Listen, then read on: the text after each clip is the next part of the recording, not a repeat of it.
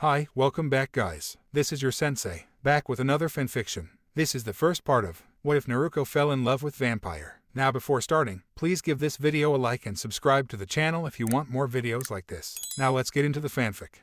The car drove slowly down the deserted road. The night was black, pitch black, which seemed to suit the family perfectly. They were on their way to a party, a casual work affair, but the four vampires were dressed to the nines and no one would expect any less. You begged to come, Sasuke, so I let you, but you can't seem to control yourself. Fugaku Uchiha glanced at his youngest son, who scowled at him through the rear-view mirror. First of all, I didn't beg, I just wanted to come meet the prospective clients that I would work with in the future when I eventually took over your company. In the seat next to him, his older brother Itachi gave a loud guffaw. You'll be the head of father's company when I cut your head off and hang it in my office. Itachi, don't be crude. Their mother Mikoto scolded her eldest son gently, causing the younger to smirk. Secondly, I'm not a child father. You know well enough that I can go months without drinking blood. Itachi snorted. He's not talking about the blood, baby brother. He's talking about your eyes. You may be 19, but your eyes are still as red as the day you were born. If that doesn't scream late puberty, I don't know what does. Shut up, Itachi, Sasuke seethed. It wasn't his fault his eyes wouldn't turn black like the other. They were defective or something. Ever since he was young, his eyes would stay red. If he tried to force them to change, they'd go even brighter. Luckily, he had learned to control that aspect, but it was still infuriating. The only way he could go to school was wearing contacts, and since he had forgot to get new ones, he was forced to try and change his eyes mentally. I hate to admit it, but your brother's right, Sasuke.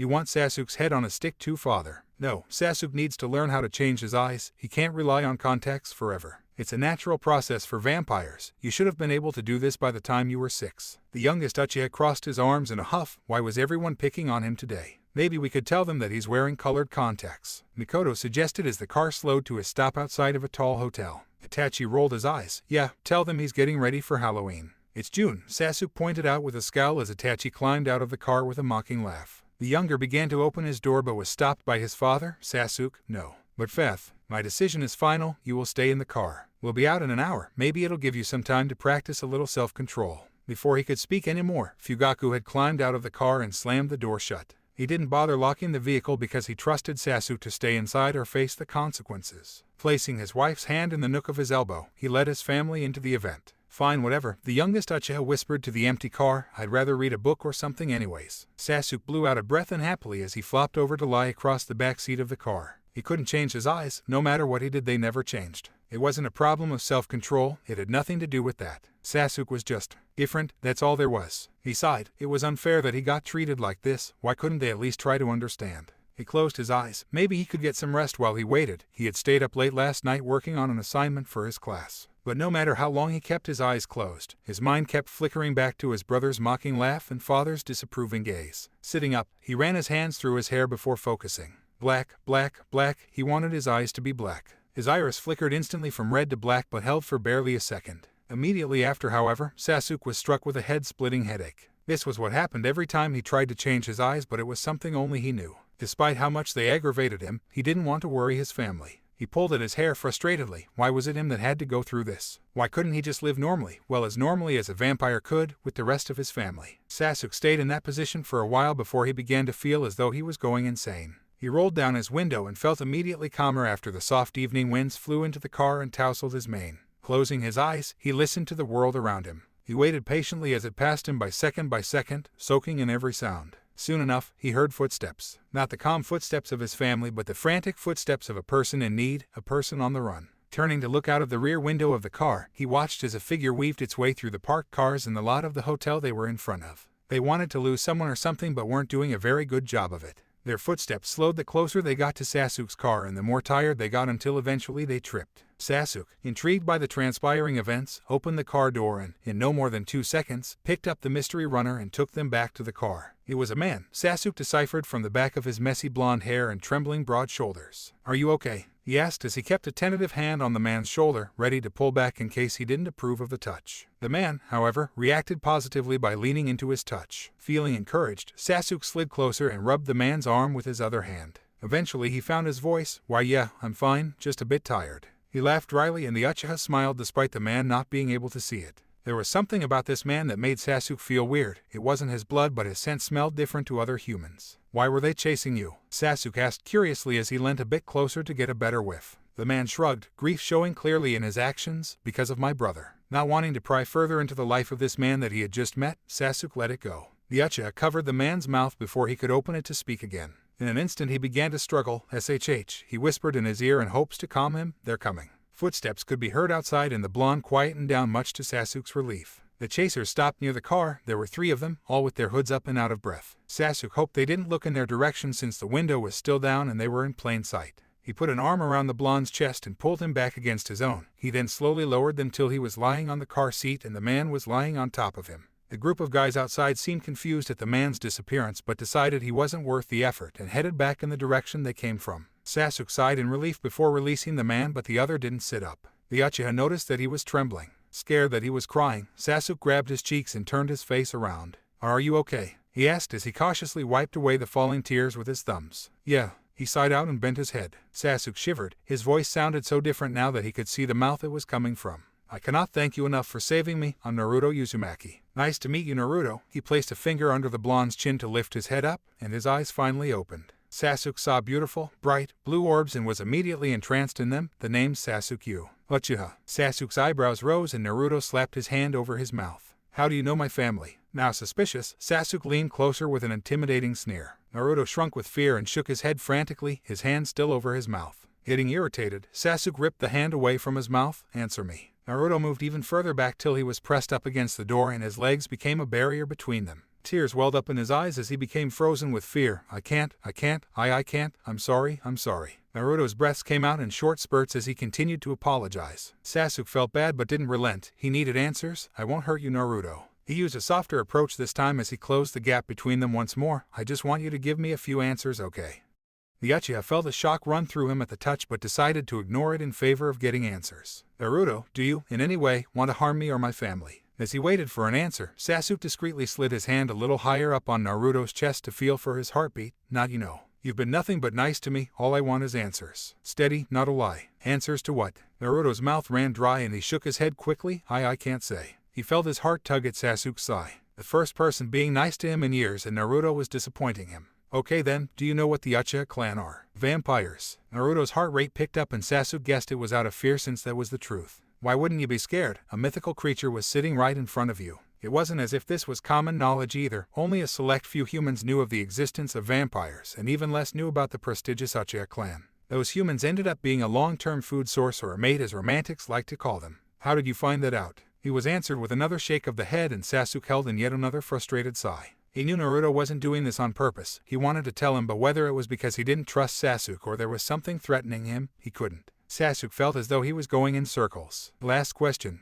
How did you know that I was an Uchiha?" Naruto furrowed his eyebrows in confusing. "Your eyes, of course." Internally, Sasuke cursed at himself for forgetting that he wasn't wearing his contacts. Of course it was his eyes. Nothing screamed vampire like blood red eyes do. I mean, the red only lasted for a few seconds, but it was a dead giveaway. Uchiha vampires are known for their... Sasuke froze. What did he just say? Disregarding everything coming out of the blonde's mouth, he grabbed his arms and pulled him closer till their breaths mingled. Sasuke looked straight into his now frightened eyes. "Look closely, Naruto. Look closely at my eyes." "What color are they?" Despite his confusion, Naruto searched Sasuke's eyes as thoroughly as he thought necessary. "Black, like pitch black. Probably the darkest color I've ever seen. They're mesmerizing." Sasuke paused. They were black, finally. But instead of feeling happy, Sasuke was distraught. What had changed? Why now? He had tried no longer than 10 minutes ago and there was nothing than a flicker and a horrible headache. He closed his eyes and concentrated. Red. He wanted red. Opening his eyes, he looked up at Naruto's gasp and smirked at the obvious indication that his eyes had turned back to red. Sasuke felt excitement. There were many things he needed to do at that very moment. "What time is it, Naruto?" The blonde fumbled to get his phone out of his pocket. Almost half past." Nodding, Sasuke rolled up the still open window and grabbed the car keys from underneath the armrest where his father had left them. He then opened the door on his side of the car and waiting for Naruto to slowly and cautiously join him and climb out. "Why are we getting out?" Naruto asked as his head whipped from side to side to see if his pursuers had decided to come back for some reason. Sasuke grabbed him by the cheeks. "Stop it, I'll protect you. I'm a vampire, remember, being super strong and fast are one of the perks." The vampire ignored the heat that traveled from Naruto's cheeks to his hands. He had learnt a long time ago to curb his desire for warmth. "And we're going in there." He pointed towards the hotel the party was currently being held at, to show them this. He then pointed to his own eyes that finally worked. "You're going to show your family, with red eyes, that you also have red eyes?" Naruto asked dubiously as he let himself get grabbed by the arm.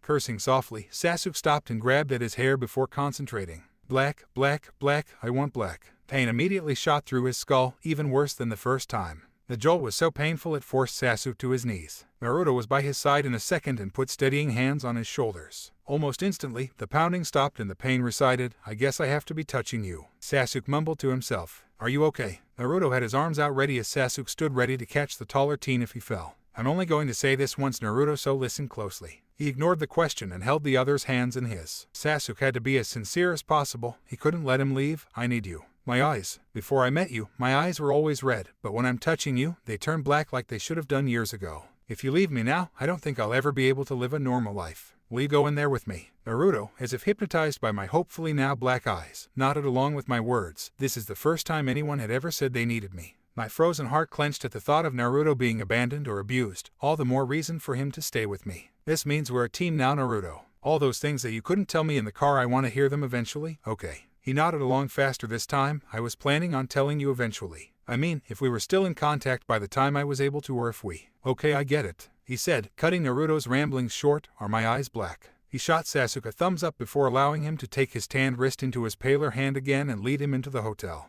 There was no one at reception, which made it even easier to sneak into the so-called high society party. Yes, Sasuke's parents were the ones hosting it, but they had instructed security to not let him in if he tried to enter. Climbing into the lift, Sasuke pressed the button for the 14th floor. Naruto whistled impressed. "Rooftop party, huh? Your family must be rich." The Uchiha smirked proudly as he watched the world outside. He could see their car from there. He wondered if his family had watched him like he was watching the car. The lift dinged as it arrived at its destination. Sasuke and Naruto go off and walked through the glass doors into the party that was in full swing. "Tell me if you spot them," Sasuke mumbled in the other's ear as his eyes wandered from head to head. "How am I supposed to know what they look like?" Naruto whispered back as they moved further into the party and dodged people. The Raven rolled his eyes. "Pale, dark hair, dark eyes, just like me." Spotting the refreshment table, Sasuke moved over in that direction and grabbed a plate. He began piling it with food before shoving it into Naruto's open arms. "Eat, you're too skinny." The blonde looked beyond thankful before he began to slowly dig in and savor every bite. Sasuke had to stop himself from wondering what kind of life Naruto had been living, because it obviously wasn't a good one.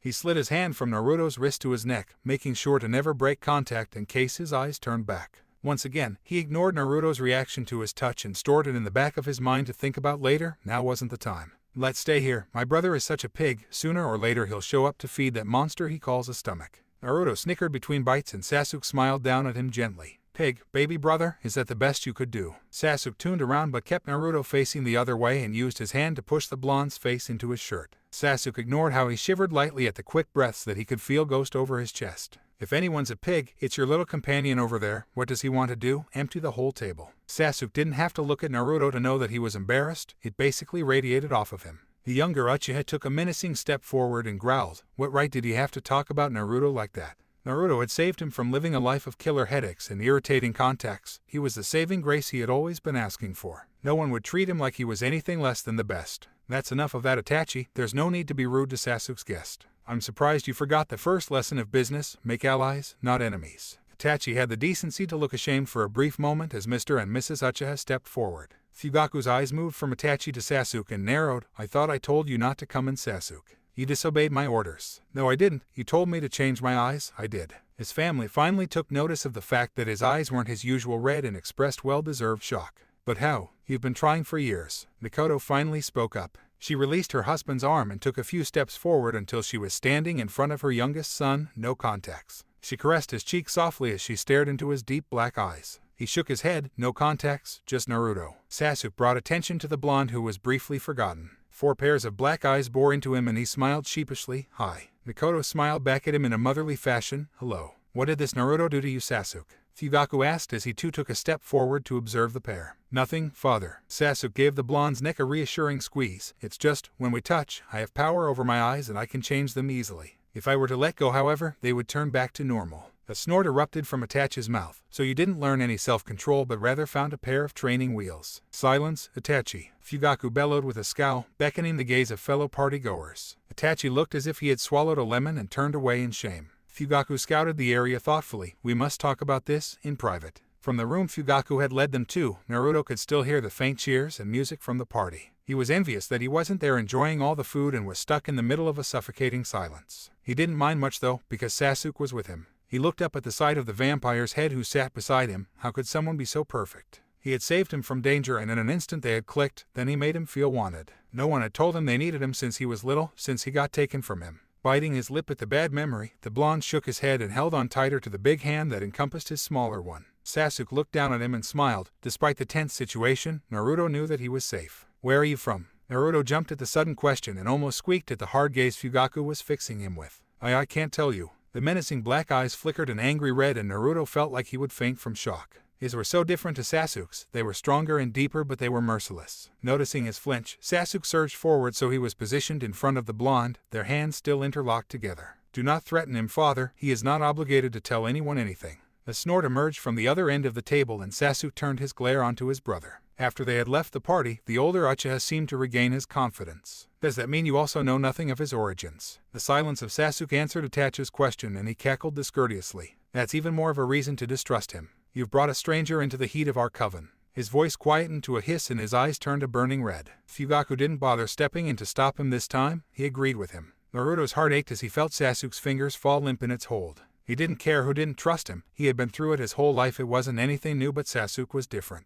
Without Sasuke, he would still be running. He wouldn't feel the amazing feeling he had when someone told him he needed him. Naruto tightened his hands around Sasuke's and held them together with his other. He couldn't lose Sasuke. He was the only thing he had. Don't insult Sasuke. I've told him everything I could. The blonde stood from his seat abruptly and glared back into the unwavering, curious, red eyes of the older Uchiha son. That implies something is holding you back. Naruto swallowed his pooling saliva as the red eyes only seemed to get wider. They were drawing him in. Sasuke tugged on his arm to try and divert his attention, but he was brought out of his daze by Fugaku's voice ringing out. Word of advice, boy. Never look an Uchiha in the eyes when read for more than 15 seconds. You'll be compelled to tell all of your secrets. Itachi made a disgruntled noise from the other end of the table. I almost had him, father. You almost had nothing. The older man shot his son an amused smirk. If you were paying attention like I taught you, Itachi, you would have noticed he has a blood rune drawn onto the back of his neck. Naruto's hand shot up to cover the spot. When did he? He wouldn't have been able to tell us anything even if he tried. He cast the blonde a glance, his lips set into a grim line. It wasn't any ordinary rune. A blood rune was the hardest and strongest type to draw, not to mention it was contained symbols Fugaku had never even seen before. This was no ordinary boy. A blood rune. Who gave that to you? Itachi leant forward in his chair, ringing with anger at getting called out on his ignorance. I guess you haven't been listening, brother, since father just told you that he can't say anything.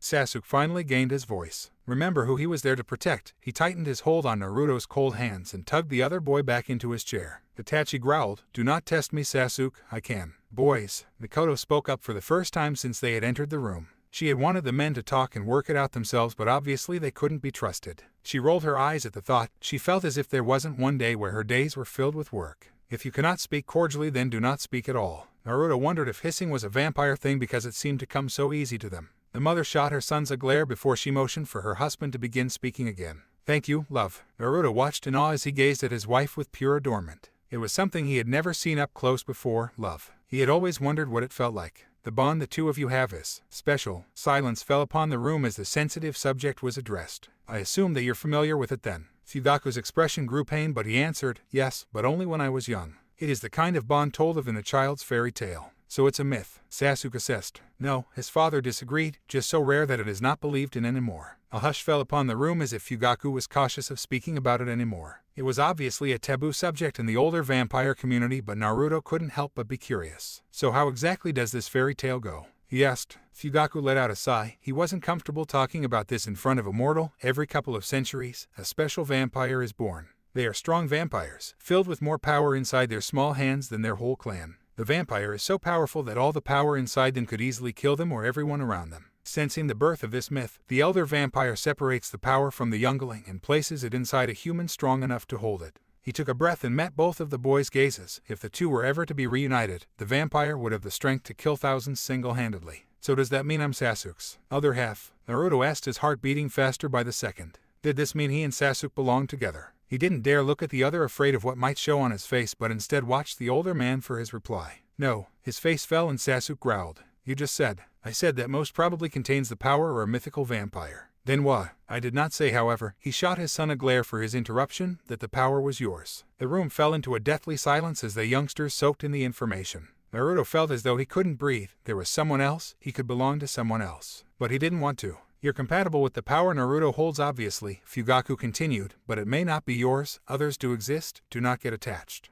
The words cut through the blonde like a knife. Sasuke could never be his. He was only needed till he found someone better. Unconsciously, he began to pull his hands away from where they were intertwined with Sasuke's. The raven turned and placed a hand on the tan cheek. "Listen to me," he whispered. "No matter what he says, I meant all the words I said in the car park. I need you. I don't care about the others. All I need is you, and if anyone ever tries to take you away, I'll kill them." Naruto listened in a trance-like state. Sasuke's voice was dripping with anger, and if he weren't touching Naruto, his eyes would be ablaze with red-hot passion. "Does that mean that there are others that you know of?" "For sure." Itachi, who had been sitting quietly during the explanation, voiced his question. Fugaku, however, could not answer. "That is something he cannot tell you at this point in time, Itachi." Makoto answered for him with a stern look, meaning that he couldn't question it anymore. "So what can you tell us?" Sasuke pulled Naruto's body closer to his and waited for an answer. "Being with Naruto is very dangerous for you, son. It gives you a power that you will need to learn to control, or you will end up hurting others." His glance went from his son to the blonde teen in his arms. The unnaturally blue eyes focused on every word he said. "It would be safer for all of us if we left him behind and made no further contact." He held up his hand to stop the words that Sasuke had wanted to say, "But Naruto is special. The blood rune means he must have had some contact with a vampire in his life, and so I would not feel comfortable letting him go on his own. He will come and stay with us, where he's easier for us to reach." Sasuke's face stretched into a smile as he pulled the blonde into a tight hug. Naruto stilled with shock. They were going to let him stay with them, stay with Sasuke. Fugaku smiled softly at the expression on the boy's face and held his hand out across the table. "Welcome to the family, Naruto." Shaken from his stupor instantly, the blonde scrambled to shake hands with the Uchiha patriarch. Even if it meant letting go of Sasuke for a second, he was being accepted. Review replies. "Just call me Azzy. Haha, yeah, I know. I'm still kind of working on making him a believable Aerosol." Phantom Lady 13. "Naruto is just a human. I'm still working on Itachi's character, but he's supposed to be annoying and stubborn. My guess is as good as yours, X." Superwolf 1967. "Thank you. Randomly talented. I'm sure Naruto would prefer high-class business to his usual drama any day. I know I would." The ride home felt a lot longer to Sasuke than the ride there. This time he had Naruto sitting next to him, his blonde hair splayed over the vampire's black shirt as he leant his head on the cold shoulder. His eyes were closed and his breathing was soft, but Sasuke could tell he was still awake by his rapid heartbeat and how his hand consistently tightened around Sasuke's every time they went over a particularly bad bump. Cutting off his thoughts about his brother, Sasuke leant his head on Naruto's and chuckled lightly as he felt the human's quick intake of breath. He was too cute. Sasuke didn't know what he did to deserve someone as beautiful as Naruto as his possible other half, but he was sure he would do everything to protect the little human. Eventually, the car rolled to a stop, and despite knowing he was awake, Sasuke was out of the door and picking up Naruto from where he sat in a flash. "Yes, Sasuke, I'm awake. You don't need to carry me." The vampire smirked but did not relent and was silently pleased at the flustered expression Naruto's face had adopted. The youngest Uchiha nodded. "Of course, mother, only the best for my other half." His mother let out an angelic giggle as the young vampire carried off his human towards the house. "Welcome, Naruto, to the Uchiha mansion." Fugaku spoke as the young blonde watched the approaching castle with a mixture of awe and fear. "You live here." "Have for many centuries," Sasuke said. "It's vampire tradition for a coven to live in one house and expand it as the family grows. There are over 100 rooms here," Makoto added with a sad smile. "Unfortunately, the Uchiha clan has dwindled to a mere few. What you see now are the last remaining Uchihas." She waved a hand at her 3 other family members. Naruto nodded, but in his heart he knew that wasn't true. He knew another Uchiha, and he would never let himself forget. "We were and still are the most influential vampire family in the world. These halls," Fugaku gestured to main entrance of the house that they had stepped into that led to long winding staircases, "have thousands of years of vampire history. And you, little boy, are the first and only human to ever step foot on this land." Itachi added. Despite his bitter tone, Naruto was struck with a sense of longing for a history and a family. The blonde was glad Sasuke was carrying him because he was sure if he stood his legs would give out underneath him. It felt so strange and so satisfying to be included in such a vast history. He felt tears spring to his eyes as he thought that maybe one day someone would speak about him as they spoke about their ancestors. He hid his face in the young vampire's neck and gave a weak chuckle. "Did you guys practice that or something?" He felt Sasuke smile into his hair. "We don't get many visitors anymore, but when we do, we like to make sure it's perfect." Naruto couldn't tell if he was telling the truth or lying to make him happy, but it brought a smile to his face nonetheless. "I think it's time Naruto gets some rest. We all need to wake up early tomorrow. Fugaku and I need to set up some rules with Naruto as well as a training schedule while Itachi and Sasuke go to school." "Mother, I'm not going to school." Makoto glared at her youngest son. "Yes, you are, Sasuke. You just started your 2nd year and it won't matter if I miss a day or 2, I can catch up quickly." The two glared at each other before Fugaku cut in with a chuckle. "You can miss 1 day, Sasuke, but then you're back to school." Sasuke opened his mouth as if to argue, but Naruto laid a hand on his shoulder. "Don't worry, Sasuke. I'm sure your parents will take good care of me while you're away." Plus it's only a few hours. The vampire's lips pursed in discontent but decided to not say anything more. He walked past his family and up the stairs. "Good night, Naruto," Mikoto called from behind them. The blonde shot her a smile over Sasuke's shoulder before they disappeared behind a corner. They moved in silence towards what Naruto assumed was his new room. "Is your room near mine?" he asked quietly when they stopped in front of an ornate-looking door. Sasuke smiled at him softly before pushing the door open. "It's right across the hall, so if you need anything at all just come and get me." The Uchiha held onto Naruto with one hand as he pulled back the duvet and pushed up the pillows before placing him down gently. "Is there anything else you need?" he asked softly as he removed the blonde's shoes and jeans. Naruto's face burned red as he tried to push Sasuke's hands away. "I can undress myself, Sasuke." He rolled his eyes but relented and turned around to give the blonde some privacy when he glared at him. As soon as he heard the rustle of trousers dropping to the floor, he turned back around and was instantly tucking Naruto into bed. The blonde was blushing but didn't fight back and let himself get comfy. He watched as Sasuke stood up straight and looked over his work. Before the vampire turned to leave, Naruto spoke up. "Will you stay with me?" A dark eyebrow was raised and Naruto rushed to correct himself. "Until I fall asleep, I mean. I don't really want to be alone right now." A soft smile fell upon Sasuke's face as he went to sit on the edge of the bed. "How old are you, Sasuke? Your mother said you just started your second year of university." "So, I'm 19 years old." Naruto watched intently as the red eyes flickered with interest. "I'm studying law, same as Itachi." "What kind of things do you study about?" Naruto didn't have the expenses to afford to go to university. Not that anyone in his backwards little town would let him anyways, so he was very interested to hear about it. He sighed in content as Sasuke ran his long fingers through his messed blonde hair as he spoke. Naruto let his eyes droop close as he listened to the vampire talk. "How old are you, Naruto?" "I turned 20 in October." Naruto snickered lightly as he felt Sasuke's fingers stop in their movement for a moment. "I didn't think you were older than me." He let out a sound of indignation from where he lay comfortably. "Only by 3 months? Don't make me sound like some old man." Sasuke chuckled and tugged lightly at the blonde strands between his fingers. "I apologize. It just sounds like an odd concept, doesn't it? Being older than a vampire." Naruto nodded his head, his eyes opening slightly as he showed interest in their conversation topic. "Do all vampires age normally too, or do you just say you're 19 when you're actually hundreds of years old? How are vampires even made? Not the whole being bitten thing, but how did original vampires come about? Do you know, or is it like a sect?" Naruto. Blue eyes met black and the human almost shivered at the cold hand resting against his cheek. "Go to sleep. But all of your questions will be answered in the morning." The blonde sighed but let his eyes close once more and let the events of the day wash over him. In an instant he felt so tired. He hummed happily as Sasuke resumed stroking his hair as his consciousness finally slipped away from him. Sasuke watched his human fall asleep, a feeling of content draped over him like a thick blanket. His human, he loved the thought, because even if Naruto wasn't his other half, they were meant for each other. Whether it was platonically or romantically, it didn't matter as long as they were together. Without making a sound, he reluctantly stood from where he was perched on the bed. He wanted to watch the blonde sleep but knew his presence would eventually deter his pleasant dreams. Sighing, he gently ran his thumb across the other man's cheekbone and held back a grin at how he shivered slightly. "Sweet dreams, Naruto." The next morning truly felt unreal for Naruto. In his blissful sleep, he'd almost completely forgotten what had happened the night before, but even a mattress as luxurious as the one the Uchihas allowed him to use couldn't ease out the worry that lingered in his brain.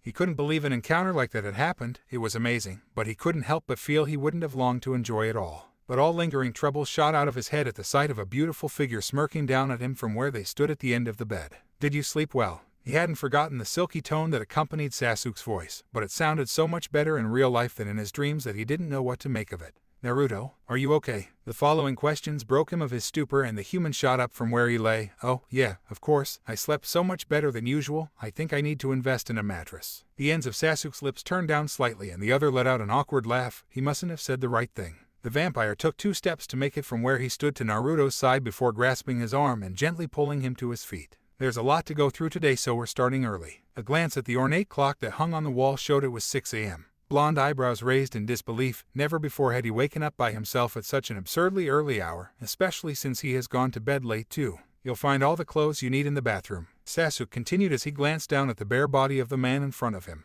The blonde forgot that he had slept in just his ratty old boxers and quickly went to cover them up as a red hue settled on his face. The smirk was back on the Uchiha's face as he took a few steps back with his hands up as if to surrender. "Go get in the shower and please make it quick. Father does not like to be kept waiting." Without waiting for a reply, he turned and walked out of the room, closing the door softly behind him. Silence fell in the room as he watched the door, waiting for Sasuke to walk back in for some reason before Naruto wrapped his arms around himself with a sigh. He didn't know if he would be able to get used to this kind of life, one of luxury. He was used to a more modestly sized house with lots of noise, whereas the Uchihas seemed to live on the opposite end of the spectrum. The only sounds permeating the air were the gentle creaking of the wooden floor as he padded over to what he assumed was the bathroom. For him, the silence was almost deafening. "May I leave now? I refuse to sit here for one more second and play happy human family." All heads at the table turned to Itachi, who had neither touched his bowl of fruit salad nor his plate of eggs and bacon which Naruto had been fully enjoying. A scowl was set firmly on his face as he looked upon the other occupants of the table with scorn.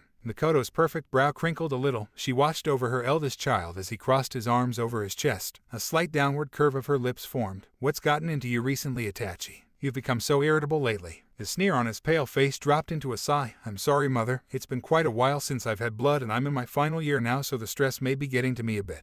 Naruto almost choked on his food. So they did drink blood, then how were they eating real food as well? "Itachi, you should know better than going too long without blood," Mikoto scolded in a calm voice. "You know the only one who can go without blood for more than a month is Sasuke." Naruto shot the aforementioned a look, but he was scooping a forkful of scrambled eggs into his mouth unbothered. "I know things have been difficult lately," Fugaku began to speak in an authoritative tone as he glanced at the human who immediately shrunk down into his seat. His sharp gaze then turned on his own son, but an Uchiha shows weakness to no one, especially their own. A silence fell upon the table, and the blonde waited with bated breath for the snarky reply he expected to come. "Of course, father, I have no excuse." The elder brother's head was turned down shamefully, and his hands gripped the armrests of his chair in a vice-like grip. The response seemed to be enough to the patriarch as he nodded affirmatively before speaking again. "Get some blood before you go. There should be a pack in the fridge." There was a short pause. "You're dismissed." As if burned by the chair in that instant, Itachi shot up from his seat and left the dining room, not before giving a nod to the occupants of the table, however. Naruto's mind was all over the place with questions he wanted to ask as he stared blankly at the door the vampire had stalked through. "Have you finished eating, Naruto?" A small hand was placed on his shoulder before his head snapped around to see the kind smile of the Uchiha matriarch.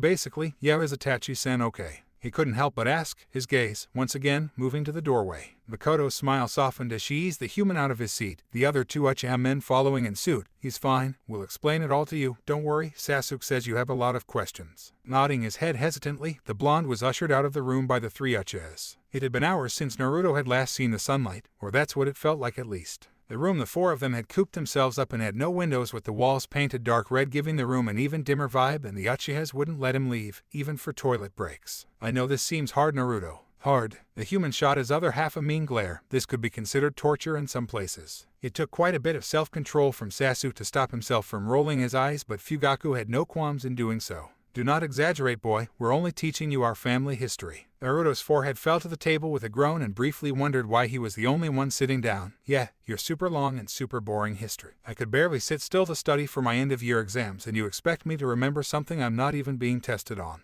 "We can test you if you want," Mikoto said with a raised eyebrow and coy smirk. The human couldn't shake his head fast enough. "No please, I'm fine, that's just more stress." "No, Mikoto is right." Fugaku nodded to himself as Naruto let out another groan. "Maybe it'll be easier for you to get if we ask a couple of questions." A small giggle left the mother's lips as she watched the human start to pull at his hair in frustration. "How about this?" Sasuke placed a comforting hand on Naruto's head. "We ask him some questions, and if he gets most of them right he gets to leave. If not, we keep going until he can answer them confidently." "Why do I have to know all this stuff anyway?" He lifted his head from where it lay and felt a sense of loss when Sasuke's hand fell from where it was smoothing down his cowlicks. He watched as the Uchihas exchanged glances as if to decide who would explain. The patriarch eventually stepped forward. "There's a lot of pressure that comes with being someone's other half." He paused to gather his bearing. The pressure falls more on the human counterpart because they're meant to assimilate themselves into the vampire culture and be able to hone the powers they were gifted with to fully support their partners. "But," the blonde sat up straighter, his hands instantly going to fiddle with the hem of his sleeve. "I thought I Sasuke and I weren't other halves, or are we, maybe?" He looked up at the eldest vampire with hope in his eyes and felt Sasuke's cold hand come up to grip the back of his neck reassuringly. Fugaku merely shook his head.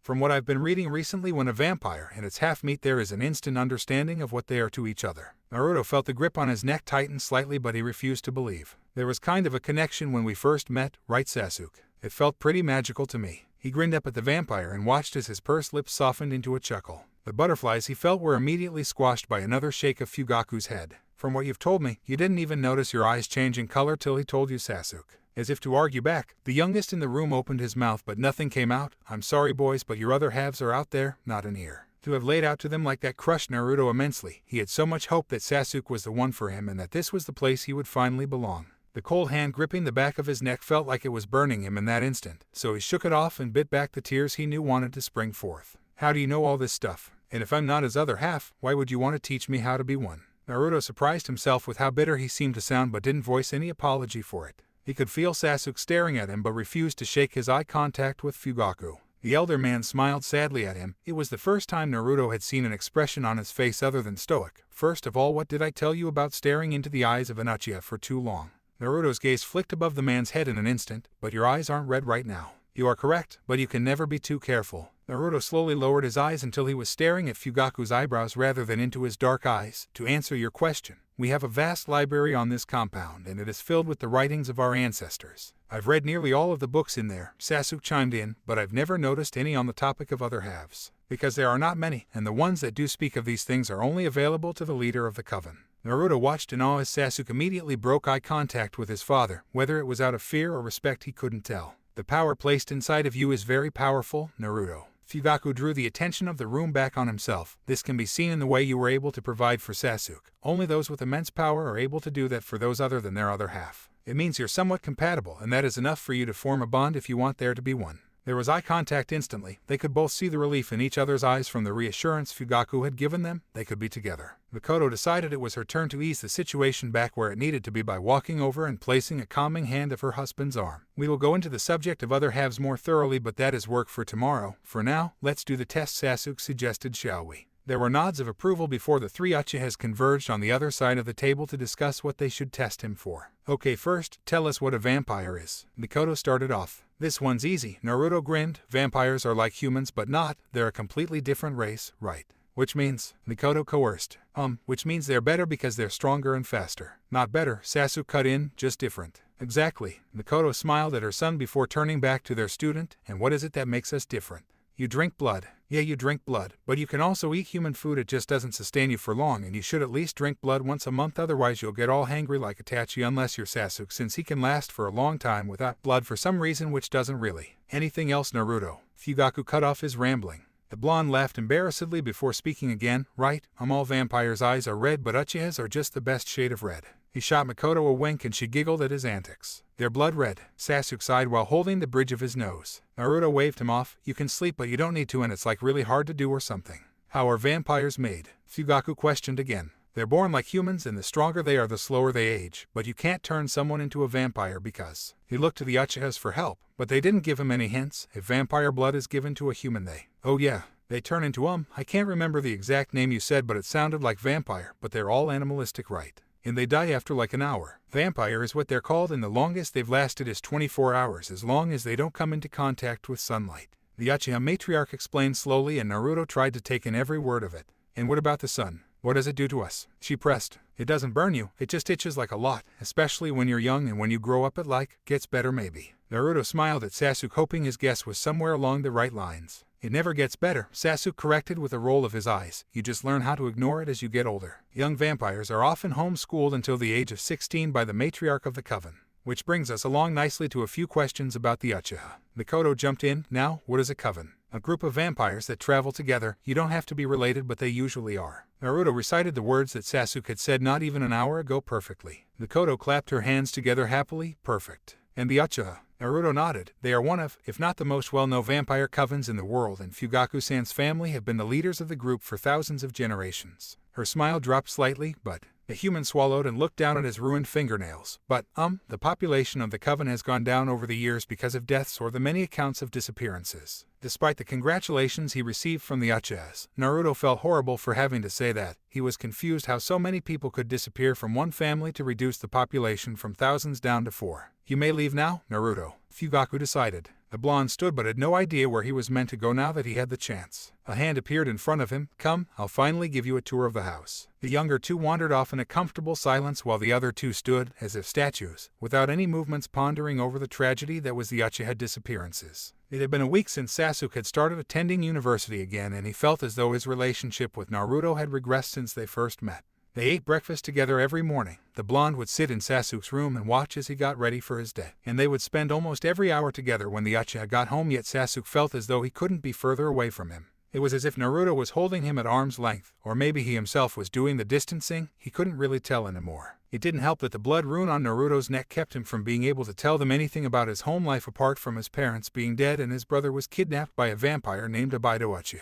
The vampire sighed from where he sat near the middle of his lecture hall. He was so focused on Naruto that he hadn't been taking in the content at all. He felt eyes boring into the side of his head and turned to make eye contact with his only friend and fellow vampire Sakura Haruno. She raised an eyebrow at him and earned a roll of his eyes in return. Not taking her eyes off him for a second, she began to pack her stuff away. What's up? Hey Chen. It was her turn to roll her eyes as she waited for the people in their row to start leaving. Seriously Sasuke, what's going on with you? You've been really out of it recently. Does it have anything to do with your house guest? The Uchiha stopped in his tracks and shot her a glare. How do you know about that? He watched her skip by him with a grin on her face and begrudgingly followed behind. An answer for an answer. The smirk on her face infuriated Sasuke because as much as Sakura liked to proclaim them as best friends, he merely thought of her as a nuisance, but because she was a member of the only other vampire family in their area at that moment, she was useful. With a heavy sigh, he confirmed that his mood was indeed influenced by his current house guest. She nodded her head knowingly. Love troubles, huh? He swiftly avoided the hand she was about to place on his shoulder and shot her another glare. Answer my question. His lips twitched into a smirk at the sight of the flinch the other vampire had let out at his tone. She put her hands up as if to surrender. Your mom told my mom at the meeting yesterday that she was happy to have someone new in the house, but she refused to give any details, so I said I would pry you for some. Internally he cursed his mother for her love of gossiping as he stoically made his way off campus. Sakura rambled by his side every step of the way. Come on, will you please tell me who it is? At least answer a couple of questions. Yeah.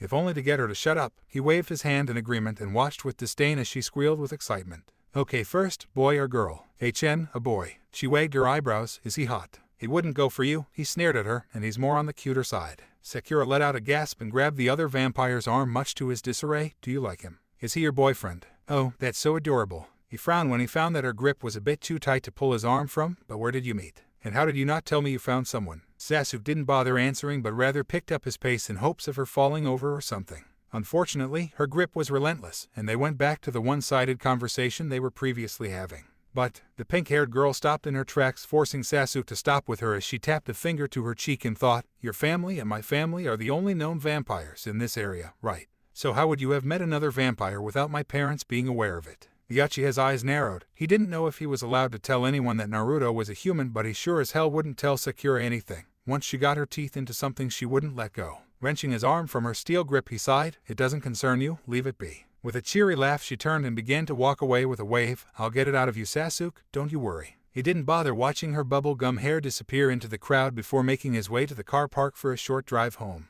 Naruto didn't know what to think. All the information the Uchihas had been drilling into his head and all the lessons on how to control his power had his head jumbled. He didn't know if he wanted to be there nor if he deserved to. He couldn't shake the thought that somewhere out there was someone who matched Sasuke better than he did and that he was stealing the place in the family that someone else may need more than him. That's why he kept Sasuke at a distance. He couldn't help but feel that if someone else were to have walked in front of that car a week ago he wouldn't have been here. For Sasuke, it could be anyone, but for him, it could only be Sasuke and he was sure of that. The blonde sighed deeply and rolled over to lie on his stomach in the garden of the Uchiha household where he usually took refuge after his training sessions. That day, in particular, it was very sunny, so the blonde was trying to catch a deeper tan. Are you trying to separate yourself from us even more? Naruto's head snapped to the side to see Sasuke's pristine black loafers right next to him. He tried to look up at the vampire, but the sun was in his eyes and the other looked like a looming black figure. What? I mean your skin tone, it's practically golden while we're as white as paper. He crouched into a squat and Naruto was entranced by the small smile that flickered onto the Uchiha's face. You couldn't stand out more even if you wanted to. It took Naruto a couple seconds to form a reply that made some sort of sense. Well, I'm not an Uchiha, so.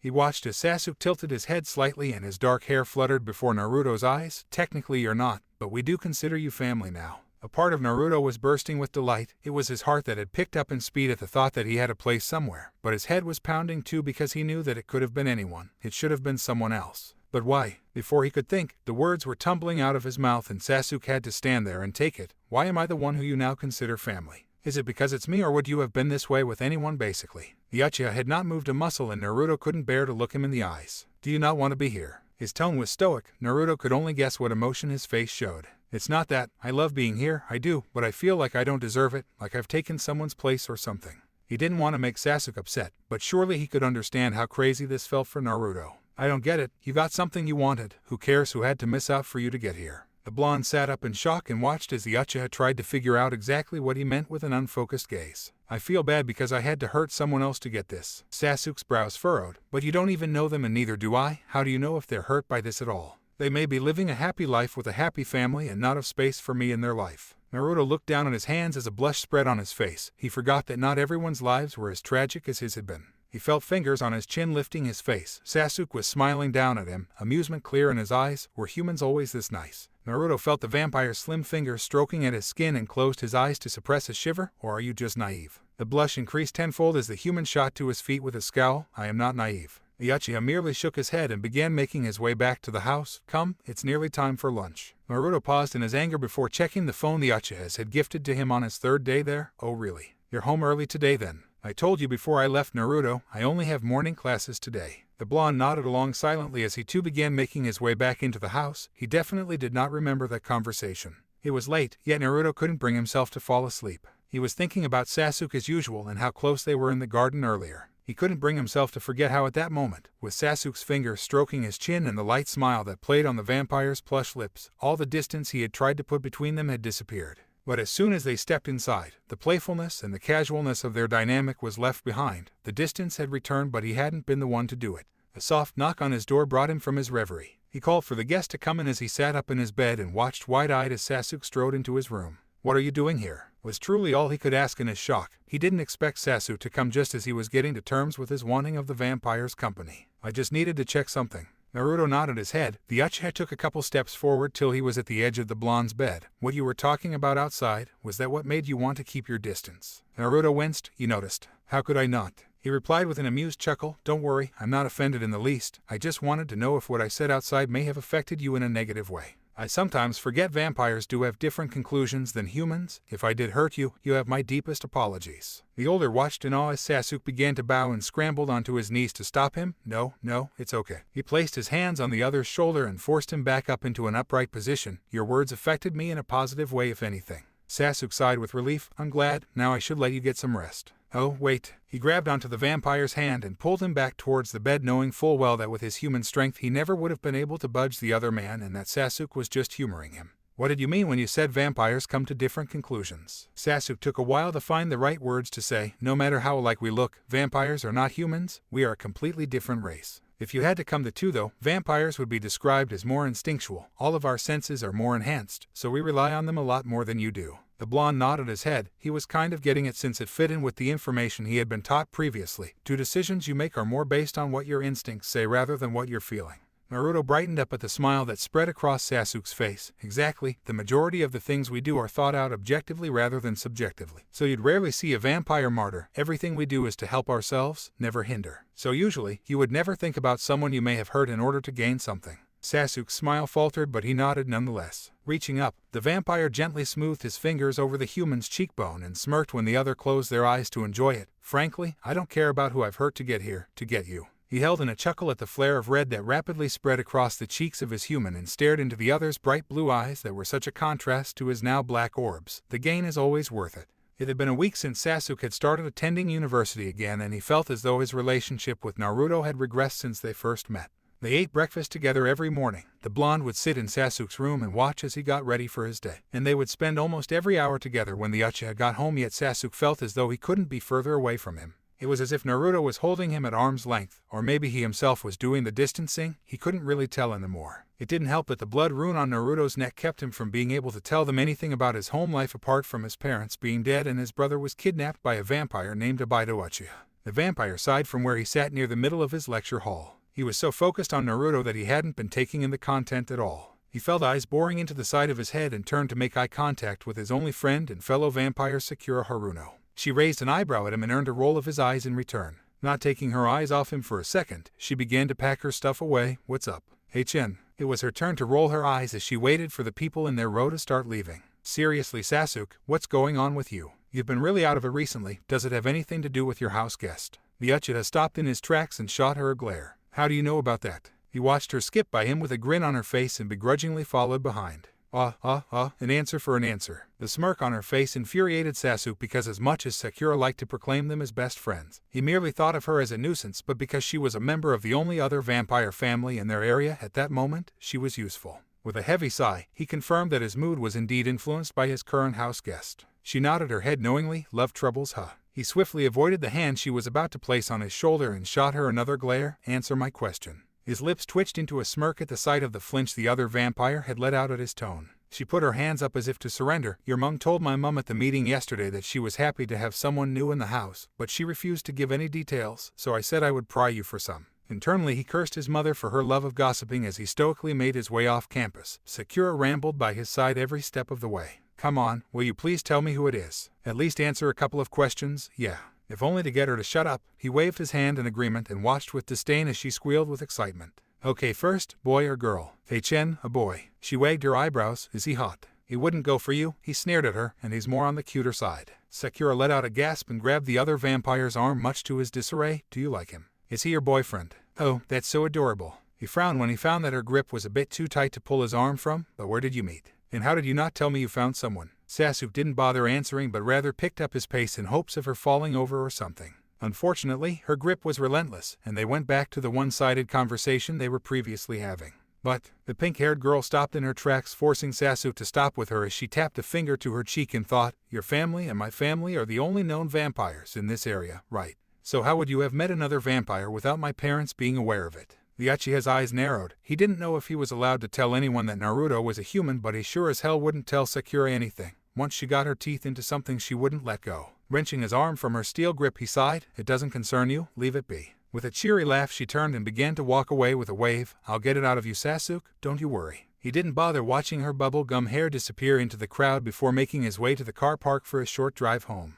Naruto didn't know what to think. All the information the Uchihas had been drilling into his head and all the lessons on how to control his power had his head jumbled. He didn't know if he wanted to be there nor if he deserved to. He couldn't shake the thought that somewhere out there was someone who matched Sasuke better than he did and that he was stealing the place in the family that someone else may need more than him. That's why he kept Sasuke at a distance. He couldn't help but feel that if someone else were to have walked in front of that car a week ago he wouldn't have been here. For Sasuke, it could be anyone, but for him, it could only be Sasuke, and he was sure of that. The blonde sighed deeply and rolled over to lie on his stomach in the garden of the Uchiha household where he usually took refuge after his training sessions. That day, in particular, it was very sunny, so the blonde was trying to catch a deeper tan. Are you trying to separate yourself from us even more? Naruto's head snapped to the side to see Sasuke's pristine black loafers right next to him. He tried to look up at the vampire, but the sun was in his eyes and the other looked like a looming black figure. What? I mean your skin tone, it's practically golden while we're as white as paper. He crouched into a squat and Naruto was entranced by the small smile that flickered onto the Uchiha's face. You couldn't stand out more even if you wanted to.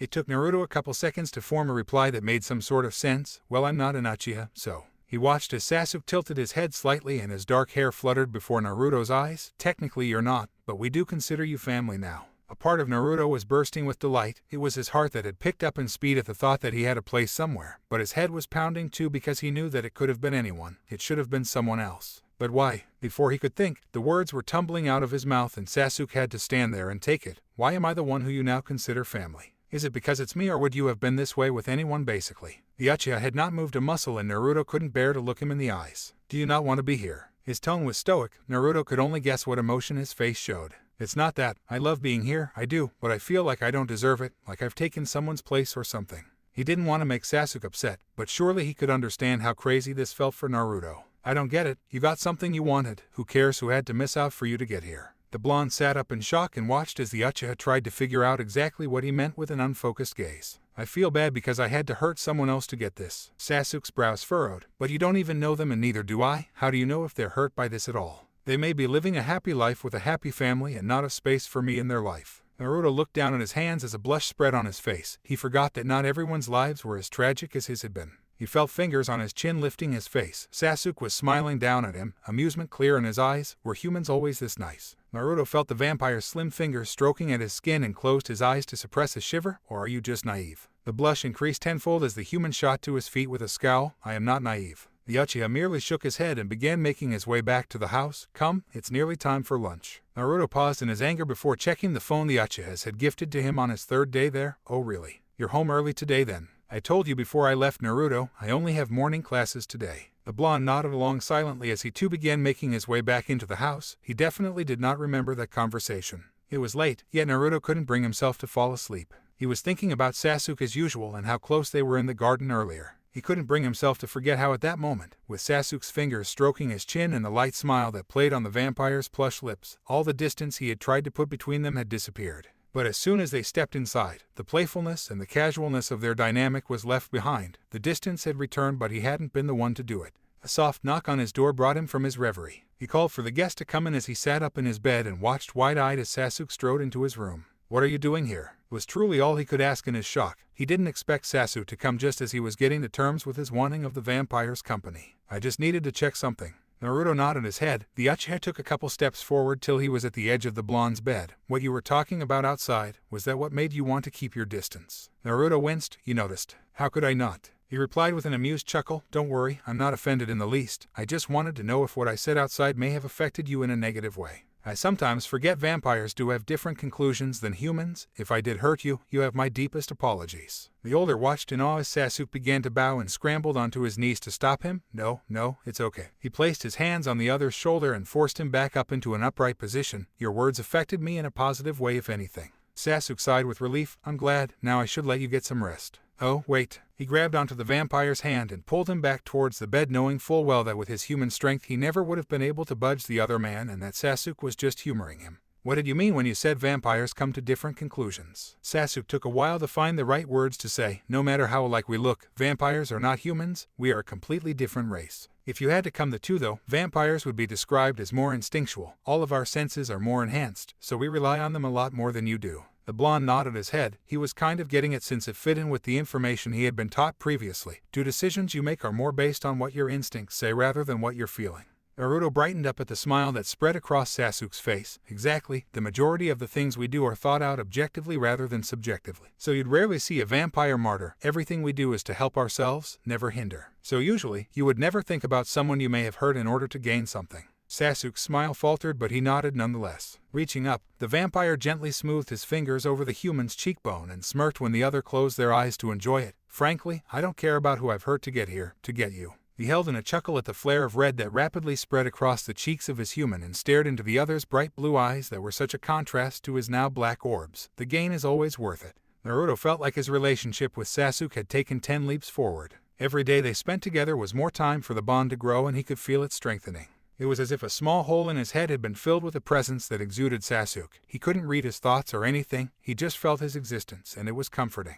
When they were alone together a few weeks ago, Naruto felt as though he didn't know what to talk about with the vampire, but the bond did things to his mental state when he's around Sasuke now. Naruto would feel himself relax when the younger man would walk into a room. He would feel his eyes follow him, and he felt comfortable enough to voice his inner thoughts at times. These were changes he welcomed wholeheartedly. Naruto felt like he was finally falling back into the role that used to be his in the family, the funny one Acha the troublemaker. "Naruto, your break is over." He lay on his back in a star shape in the Uchiha's back garden as he usually did in his free time when he wasn't with Sasuke. Makoto or Fugaku would usually call for him at that time of day after he had eaten and rested to get back to his training. He shuffled back into the training room, which was the same room the Uchihas had used to educate him at the start of his tenancy in their house. He stopped in the middle of the room when he was face to face with Fugaku and waited for his signal. The Uchiha nodded. "To control my power is to know my power." He nodded again. "I know that the power within me is the rightful power of another that gives them their vampire abilities." Another nod. "But for me, the power becomes a sort of magic that can be used to protect my other half." Nod. "My other half is Sasuke."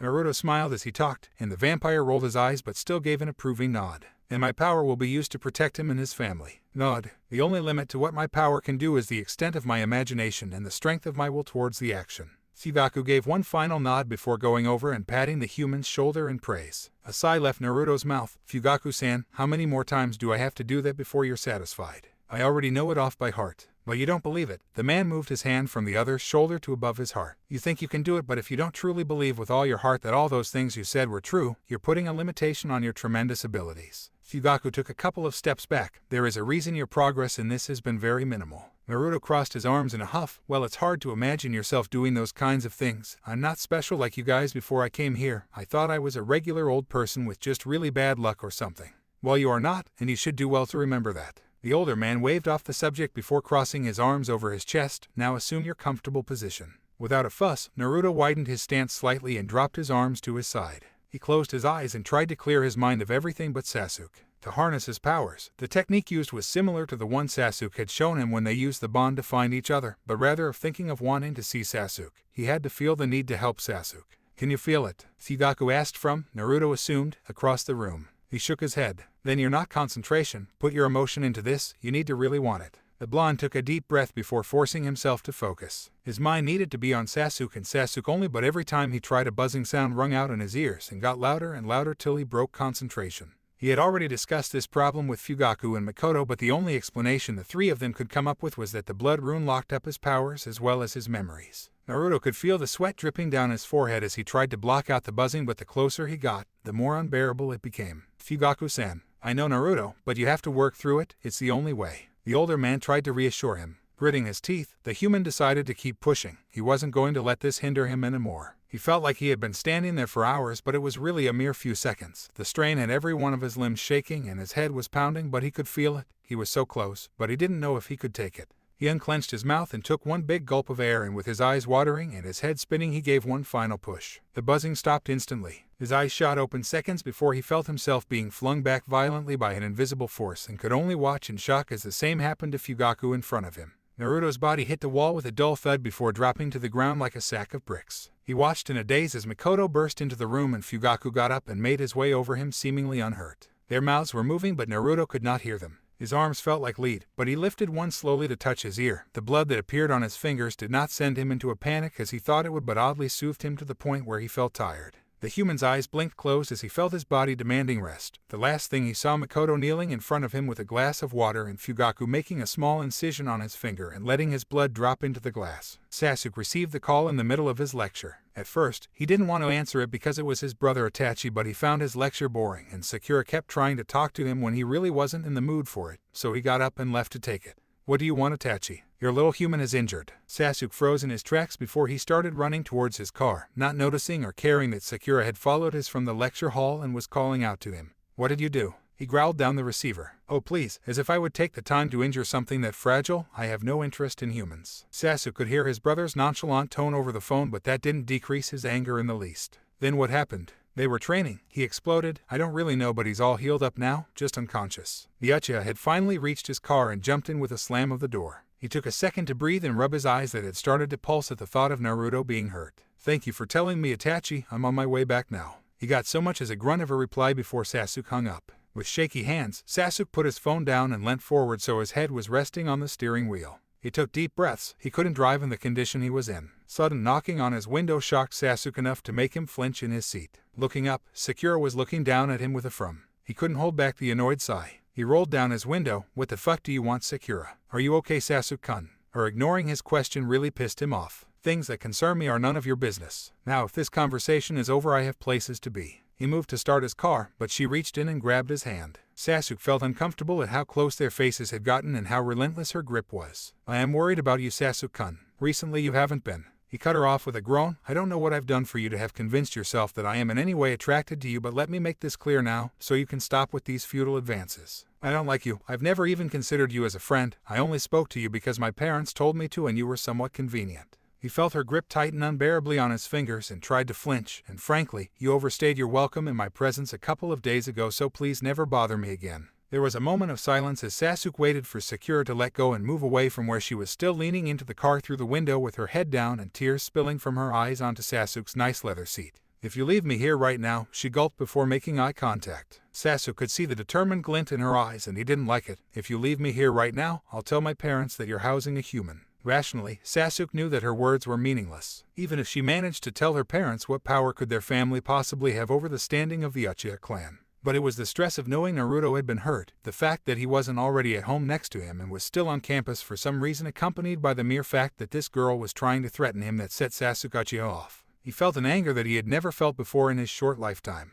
His body was cold, but his eyes felt as though they had been set on fire. He knew the deep red of his irises had been exposed because of the frightened look that took over Sakura's expression. She immediately backed away, instantly regretting the choice she had just made, but Sasuke wasn't having any of it. He grabbed her hand from where she had tried to retreat. He could see his contacts shriveling up and falling from his eyes at the mere heat he was emitting and felt his teeth and nails sharpen as his instincts went into overdrive. He was so overwhelmed by the changes he didn't notice the bone-crushing grip he had been applying to Sakura's small hand. Please, Sasuke-kun, I am sorry, I'm so sorry, please don't hurt me. The sound of her voice angered him further. With a growl, he kicked harshly at the car door and watched as it flung off the hinges, knocking Sakura down with it. He usually parked in the car park furthest away from the building, so there weren't many humans that went there, but he was sure they would be drawn to the commotion soon enough and decided to end the situation quickly. He stepped out of his car and stood above where Sakura lay underneath his car door cradling her broken hand. I will only say this one more time. He leaned over so she could look into his eyes and know that he truly meant this. If you try and threaten me again, I will kill you. He watched in satisfaction as tears fell down her cheeks despite her nodding in agreement before he climbed back into his car that now had one less door and drove off without a single glance back at who may have noticed the interaction. Sasuke ignored his brother's guffaws at the state of his car from where he stood, waiting for him at the entrance, and made his way inside. He ran past his parents where they sat in the dining room and went straight to Naruto's room where he had assumed they had put him to rest. When he walked into an empty room, he growled in frustration, "Where is he?" His mother was by his side in an instant, his father not far behind. She placed a comforting hand on his shoulder. "Calm down, Sasuke. He woke up as soon as Itachi got off the phone with you. He said he wanted to go outside and see you despite our disapproval, so we compromised and he's sitting in the garden waiting for you." Without another word, the youngest Uchiha had turned to leave the room where his family had gathered when his father grabbed his arm. "What happened to your eyes, Sasuke?" His eyes no longer burned with anger, but he could tell they were still a shade of red they had never appeared before. "I got angry at Sakura," he sighed and rubbed at his forehead. "She tried to threaten me, and I got angry, then all I saw was red." Fugaku sighed. "You need to learn how to control your anger, Sasuke." "I do," he refuted. "It's just, when it comes to Naruto, my emotions are all over the place. This conversation bores me," Itachi said after a beat of silence and smirked when his brother scowled at him. "Can you tell me what happened now? You said we had to wait till Sasuke got here and he's here." The Uchiha patriarch nodded before gesturing towards the door. "It'd be better if I showed you." Sasuke let his mother lead him downstairs to the room where he knew his parents used to train Naruto. His eyebrows rose at the pure destruction he saw. The door had been blown off and the wallpaper of the room had been shredded. All the furniture had been forced against the wall if it wasn't already, with many of them looking quite broken. Itachi whistled in amazement. "So he did explode." Mikoto held Sasuke back when he tried to scratch his brother. "Not exactly," she countered as she rubbed the boy's back. "We were trying to get him to work through the blood seal on his neck. But it turns out the one on his neck only blocked his memories. There's one on his stomach that has blocked his power. Whoever put those on Naruto knew the exact extent of the power he held." Sasuke turned on his mother with a glare. "Why would you make him do something so dangerous?" "Sasuke, do not speak to your mother like that." Despite his anger, Sasuke could do nothing but cower in the presence of his father. He lowered his eyes in submission and clenched his fists at the sound of his brother snickering. "The only way for him to utilize his power is to work through his seal," Fugaku continued. "Or so we thought. Now our first course of action is to find Woev." Sasuke watched in horror as both his parents fell to their knees clutching their heads. Itachi quickly made his way over to his father, whose breaths were shallow. "What happened?" Sasuke knelt down in front of his mother and clutched at her shoulders. Mikoto gave him a shove to his chest. "Go." He watched her with a brow scrunched with confusion. "Wah."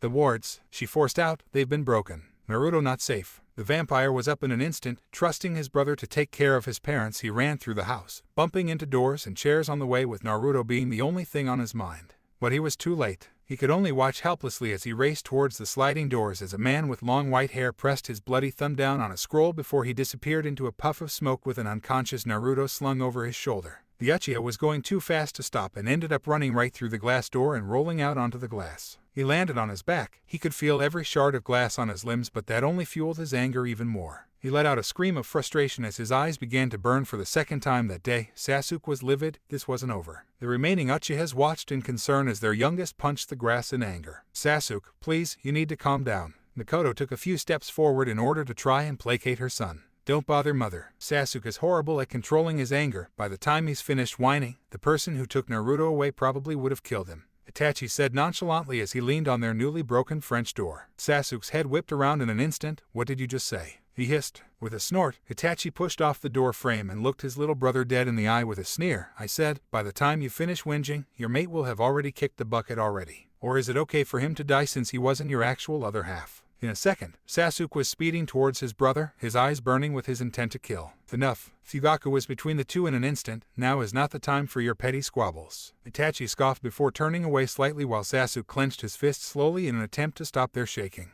"Are you sure you can't find him with your bond?" the patriarch asked. He shook his head. "I told you, I tried, but there's something blocking it, and unless Naruto tries to reach me, I won't be able to feel him." Mikoto rushed over to her son and rubbed his back in an effort to comfort him. "Do you have any idea who would want to take him?" "I maybe." The vampire rubbed at his forehead in frustration. "Out with it then, Sasuke." He looked up at his father. His eyes were no longer burning with anger but had turned a dull hue of the brilliant color they usually were, shrouded with desperation. "It didn't make any sense when he told me, but..." He swallowed sharply as his gaze fell to his freshly scuffed shoes. "He used to live with his older brother, but 2 years ago he was kidnapped. He felt Makoto's grip tighten from where she had been clutching to his arm. Did he find out who it was? Not really. He said that 2 people had broken into his house, and as they were leaving with his brother, and this is where it didn't make any sense to me, one of them called out the name Abido. Once again, Sasuke could feel Makoto's grip tighten. He looked up to see the pale faces of his father and brother. They all knew something that he didn't. He also said he didn't know how, but he knew that this Abido person was an Uchiha, which is strange because I've never heard of him.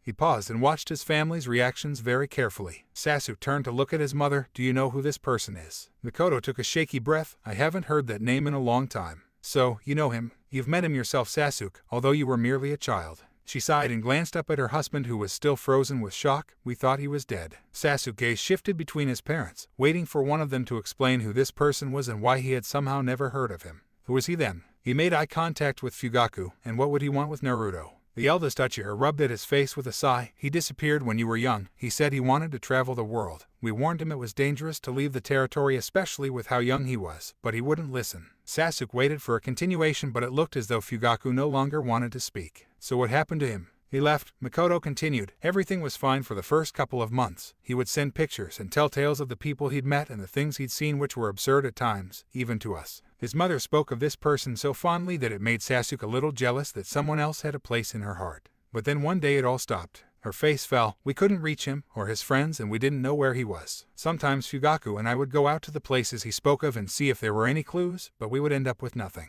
Abido Uchiha had disappeared off of the face of the earth. Silence fell upon the household residents. Sasuke couldn't understand. He looked down at his pale hands that had already healed from the cuts he'd gotten. He felt so helpless. Naruto was within his reach, but he had wasted precious time when getting to him. He constantly questioned himself and if he was even deserving of the power that Naruto held if he couldn't even protect him. Wait a second, Itachi spoke up for the first time in a while. Abido was never keyed off of the blood wards, right? So why would he have needed to break through them? Fugaku froze for the second time that evening, which was a lot more times than Sasuke had ever seen his father caught off guard. You're right, Itachi. His father concurred, and what would his motive be for taking Naruto 2 years after he'd taken his brother? So, we can safely say that it wasn't Abido. Itachi shook his head at his mother's inquiry. No, mother, that doesn't confirm anything. They could have been working together but didn't want us to suspect him, so he didn't come here himself. The youngest sighed as they stood around with their reasoning just going around in circles. This wasn't going to help them find Naruto. This is so fucking pointless. He shook off his mother's comforting hands. This won't help us find Naruto. We need to go out there and search for him.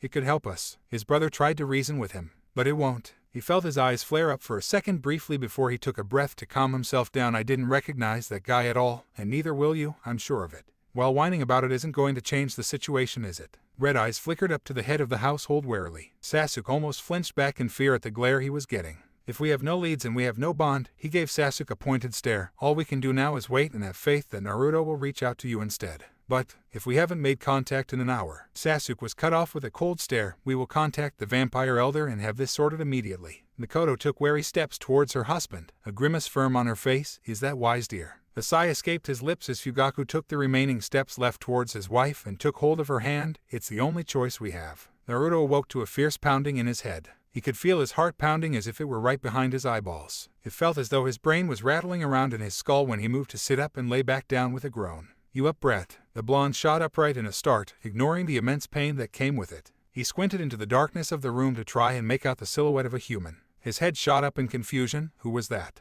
Where was he? Where was Sasuke? Thoughts of Sasuke made Naruto remember the bond. In the 2 seconds it took for him to make a connection with the vampire in his mind, his assailant had moved from wherever he stood and was kneeling behind Naruto with a hand around his neck. I'm sorry, brat, but I can't let you do that. Close it. Naruto shivered as the words were whispered in his ear. He swallowed but didn't follow the man's instructions. The hand tightened. Do it. Tears of frustration pricked at Naruto's eyes, but he had no choice. He slowly pulled back, despite Sasuke's insistence for him to stay. The man released his hand from around his throat, allowing the blonde to take in a big gulp of air. He spluttered for a little, but once he caught his bearings, Naruto shot a glare at where he could make out the figure of the man now that his eyes adjusted to the darkness. Oh, come on, don't glare at me like that. The man walked over to the corner of a room and started rustling through what looked to be a duffel bag. You know I only did that to protect you. We can't have those vampires finding us now. It'll be more hassle trying to get away if we did. Naruto could feel his heart rate increase rapidly at the thought of this kidnapper taking him where the Uchihas couldn't find them. Who are you? Every one of his senses were on edge, partnered with the fact that the pounding in his head seemed to be getting worse every second. The blonde watched in apprehension as the man froze. A loud guffaw emerged from the man's lips, causing Naruto to shuffle backwards in surprise. "I'm disappointed, Naruto." He finally stood from where he was crouched by his bag and moved closer to the blonde. "Don't you recognize my voice?" Naruto didn't answer, and the man snickered. He squatted in front of him and showed the blonde the lamp he had been searching for before turning it on. He closed his eyes at the shock of the bright light and scowled when he heard the man chuckle. Or at least, my face. Blue eyes flung open and took in every feature of his assailant, the familiar grin, the kind eyes, the bushy white hair. Memories he didn't know he had assaulted Naruto's head. His breaths became shorter and his vision went white before his eyes rolled back into his head and he collapsed on the floor in a heap. The man watched in amusement. His eyes flickered to the rune that looked as if were burning on Naruto's neck. He squinted at it. I guess I was too harsh on him with that. He stood up with a shrug and went back over to his bag with a skip in his step as he waited for Naruto to wake up again. A smile played on his lips as his fingers brushed over a photograph that had been taken a couple of years ago. He pulled it out of his bag and stroked his thumb over the smiling faces of him and a young boy. Naruto didn't understand yet, but the man was there to help him. This man knew Naruto better than the blonde knew himself because he had raised him partly for his name was Jiraiya and he was Naruto's guardian. The man placed the photo down gently before picking up his wooden staff and standing up straight. In an instant, the door to the abandoned house he had been using as a shelter was flung off its hinges as a group of furious vampires burst in. Jiraiya merely grinned at the sight of the blazing red eyes as he twirled his staff between his fingers and beckoned the vampires to attack with the other. The Uchihas had relocated to the living room when Naruto finally made contact with Sasuke. Mikoto ushered her family away from the garden and broken glass and brought them all into the dining room. They sat around the table. Itachi seemed indifferent to the situation from where he sat as he checked his phone casually. In contrast, Sasuke was deeply affected by the loss of Naruto. Every few minutes, he would shiver as if a cold breeze would sweep into the room. Despite the fact that vampires aren't affected by temperature, Mikoto wrapped a blanket snugly around her son and brought him a mug of hot chocolate to try and keep him warm. She sat on one side of him with a hand rubbing at his back comfortingly. On his other side was his father, who kept his interlocked fingers on the table in front of him as his foot bounced ever so slightly under the table.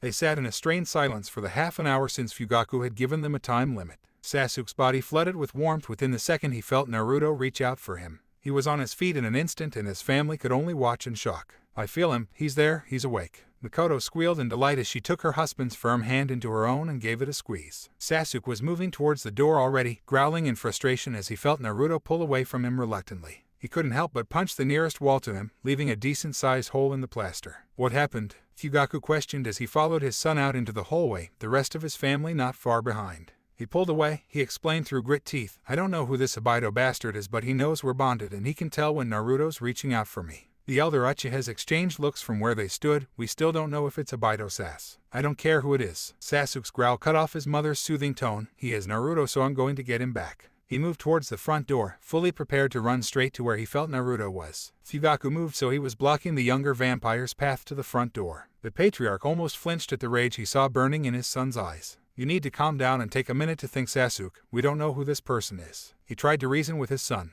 The more time we waste, the less safe Naruto is. I don't care what happens to me right now. Fugaku opened his mouth to reply, but Sasuke held up his hand. Step out of my way before I have to move you. He didn't really know who this Sasuke was. This was someone who felt like they had nothing to lose. His eyes practically glowed with anger, but Fugaku could see the hint of fear and despair hidden very well. He could see that his son was no longer a boy, but a man who had found and then lost something he held dear to him. With a resigned sigh, Fugaku sidestepped out of the way and watched helplessly as his youngest child left their home in a mere blink of an eye. Mikoto approached her husband warily. She placed her small hands on his forearms and rubbed them soothingly. Do you think that was the smart thing to do? He shook his head. Surely not. That child is as stubborn as a bull. He chuckled. Something he got from you, obviously. Flinching slightly, Fugaku slowly pried off Mikoto's fingernails from where they were digging into his flesh. The only thing we can do now is follow him and hope he doesn't end up killing anyone. Itachi sighed from where he stood, obviously forgotten. I guess I'll have to come along on this adventure, won't I? The parents turned to their child, both with one raised eyebrow. Oh no, son, Mikoto refuted. Don't push yourself one bit. If you don't want to come, you can stay here. The vampire looked up from where he was examining his nails in surprise. Really? Grinning mischievously, Mikoto nodded her head in a zealous fashion. Of course. He scrunched up his eyebrows in confusion at her tone.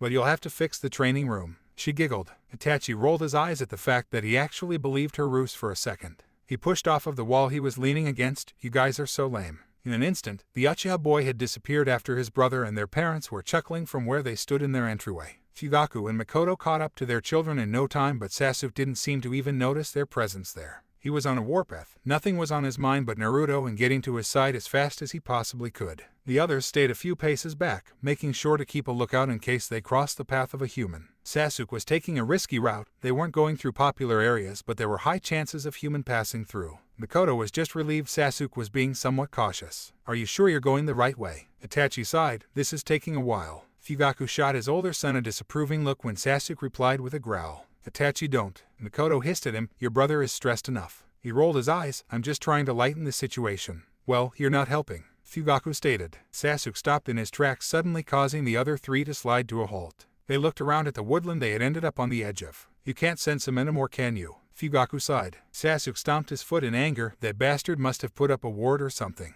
Itachi crossed his arms and took a step back. We can't go in there. That's not our territory anymore. We don't have the time to ask the elder, Itachi. Fugaku reasoned, but his son merely shook his head. You can't be serious, father. Itachi, the young man turned to his mother, who looked at him with pleading eyes. We have no other choice. If anything happens, we can explain to the elder. She'll understand. He sighed and watched his little brother sniff the air in hopes of catching a scent. I can't sense him, but I can kind of smell him. It's not strong enough for a trace though. Whatever it is, we have to follow it before it disappears. Mikoto encouraged. We won't get anywhere by just waiting here. In the next instance, Sasuke had taken off again, his parents right behind him. Itachi sighed once more before entering as well. He really didn't want to into the forest. It was beyond the territory of their elder. Whatever happened out there, she wouldn't be able to help them. He didn't think they needed the help, but it was a nice insurance to have. They didn't run for long before Sasuke was able to pick up a stronger scent for Naruto. How did he even leave a trail anyways? Itachi thought out loud. I thought the kidnapper dude teleported or something. Yes, you're right, but Naruto is still emitting a scent, Fugaku countered, and the longer he stays in one place, the further it will spread around him, and given how attuned Sasuke is to his scent, he's able to catch it at a much weaker state than we would.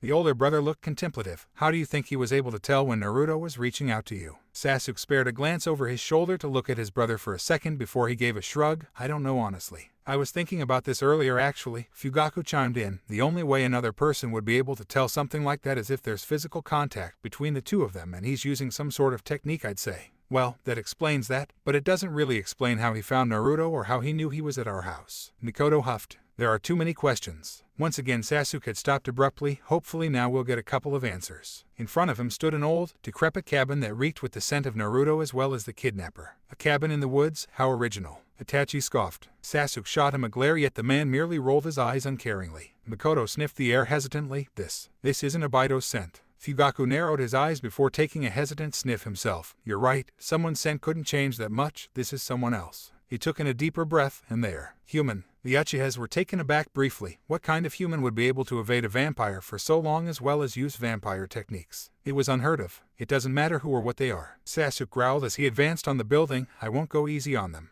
Without a second thought, Sasuke was at the front door in an instant and was kicking it down in one swift motion. He stormed in with his family right behind him. He felt the fire blazing in his eyes as he came face to face with the man who took his other half away from him. He stood nonchalantly in the middle of the room, twirling what appeared to be a staff. A casual smirk settled on his lips. Who are you? Fugaku asked while Sasuke's eyes searched the darkness for the familiar mop of blonde hair. I think the better question is, the man's voice was deep and had a rough tone to it. Who are you? His smirk dropped into a scowl. Sasuke made out a slumped-over figure on the floor a couple of meters behind the mystery man. He didn't even pause to think before he rushed over to the side of his human. But before he could make contact, the staff the man was holding was thrust in his path. He followed the path from the man's staff to his outstretched arm and then to his face to see him shaking his head. Not until you answer my questions, Brett. We're under no obligation to reply. Fugaku answered before his son could. The man scoffed. Oh, I think you are if you ever want to see my Naruto again. Sasuke's ears were ringing. His Naruto? Who the hell did the guy think he was? And where the fuck did he get the right to be calling Naruto his? Your Naruto? He all but hissed. The man seemed to merely glance down at him in boredom. Oh, I'm sorry, brat. Did I hit a nerve? His sarcastic tones did nothing to help Sasuke's mood, but at that moment, all he wanted to do was be by Naruto's side and check that he was okay. Moving at a speed that was impossible for humans to see, he sidestepped around the staff and once again made his way towards Naruto. Sasuke didn't even realize it had happened until he had been blasted halfway across the room. Luckily, he was able to flip around so he landed on his feet and skidded to a stop, but he could feel an ache in his ribs from where something hard had bombarded his side. The rest of the Uchiha watched in shock from where they stood near the door at the speed the person they had assumed was human had moved at.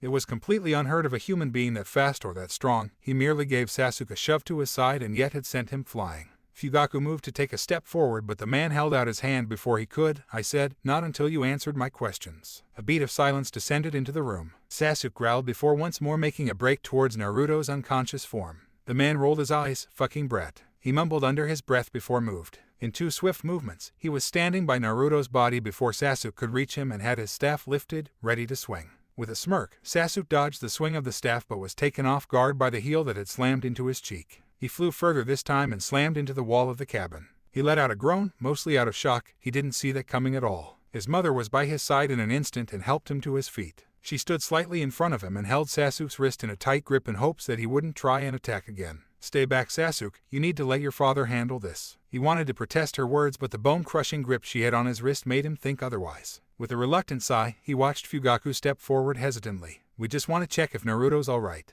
The Uchiha patriarch tried to explain, his hands up in a surrendering motion. "I don't wish to fight, but you're leaving me with little choice." The man flung his arms up in exasperation. "Are you people even listening to me? If you just answer my questions and I like what you say, you can see him." Fugaku quirked his eyebrow. "And yet you still give us no reason as to why we should trust you with that information." With a snort, the man kicked his staff up from where he was leaning on it and held it behind his head with both hands. "Listen, I don't know what makes you think Naruto is that brat's other half." He nodded towards Sasuke. "But I can assure you he's not, so if you just let us go, we can forget all about this and let the bond fade away naturally." While the rest of his family were frozen in shock by the information the human had just given them, Sasuke was filled with rage once more. He ripped his arm from his mother's grip. "Don't you dare even try to take Naruto away from me. He's mine." The younger vampire was held back by his brother before he could reach the man. With a shake of his head, the man addressed Fugaku. "You really need to teach your boy some anger management. At this rate, he's going to burn out his eyes with how angry he keeps getting." Fugaku almost gaped in shock. Just how much information on vampires did this human know? The man smirked at their obvious confusion. "Look, I'll give you a bit of advice since you obviously seem to be very confused at the moment." The family paused in apprehension. "Stay away from Naruto." He rolled his eyes as the youngest Uchiha began to rant his discrepancy. "I love the kid as if he were my own," the man continued, "but if you don't want any more trouble than the daily life of a vampires may bring, let me take the boy now and you won't ever have to see us again." Apart from Sasuke, who had resulted in hissing at the man, the rest of the Uchihas had fallen silent. Did they really know who Naruto was? What kind of baggage did he have that they were warned not to get involved with him? "I'd very much love to be rid of the human," Itachi spoke up from where he was still holding Sasuke back by his arms. He ignored the way his brother's head turned to try and glare at him. "He already has too much of my brother wrapped around his finger for us to separate them now. Plus, he seems to have some answers to questions my parents have been asking for a while, so I think we'll be keeping him around." He looked the man dead in the eyes. "Even if that means we'll have to take him by force." The man rubbed at his face with a sigh. "I've got to say, I admire your stubbornness as a family." He shot them a grin. "But I can't let you take him. I have a couple of promises I need to keep." The Uchihas all readied their stance. Surely, he couldn't take 4 vampires at once. They shot each other glances before one by one they were off, each trying to reach Naruto in their own way. It seemed they would just have to find out how good of a fighter this man actually was. Naruto woke up to his skull pounding heavily and his ears ringing.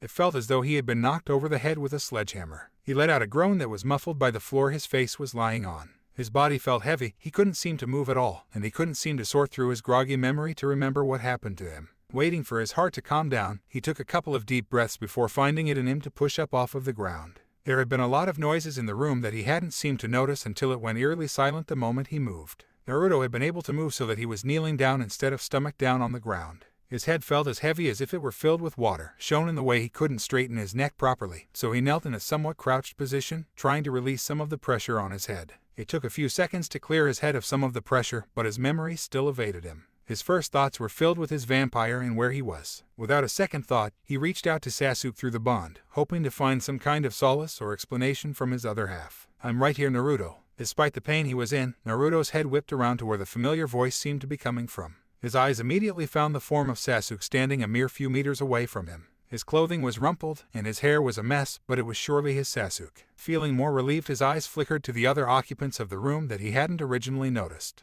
Naruto's eyes roamed over the Uchiha family standing slightly behind Sasuke and in similar states but more or less unharmed. In that instant, Sasuke moved to reach Naruto, not that the human could actually see it but seemed to be stopped just before he reached him and was flung backwards through the air into the arms of his mother. "How many times do I have to tell you?" Naruto froze. The voice sounded so familiar, he remembered something, but he couldn't quite put his finger on it. His head turned slowly to look at the man as he continued to growl at the Uchihas. Nobody touches my brat until I get some fucking answers. Naruto didn't even need to see the man's face to know how it was. The seal, the explosion, the kidnapping, and every single memory he shared with his godfather, Jiraiya, came racing back. The human almost passed out again at the sheer amount of information that assaulted his head, but instead, he tried to stand. He couldn't fully understand the situation, but there was a confrontation of sorts that he really needed to defuse. What's going on? Naruto spoke softly between his gritted teeth. His brain pounded painfully against his skull as he slowly moved his feet out from underneath him. From the corner of his eye, he could see all members of the Uchiha family take a step hesitantly in his direction as if to help him stand. Suppressing a smile, he waved them off and yanked roughly at the long white hair of his godfather. "Oh, you brat, when will you stop doing that?" The older man groaned as he snatched his hair strands from the hands of the blonde.